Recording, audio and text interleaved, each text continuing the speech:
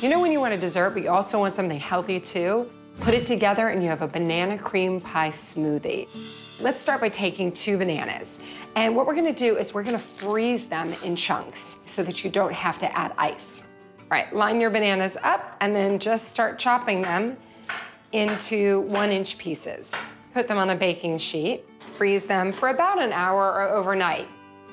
Open up our blender and just pop them all right in.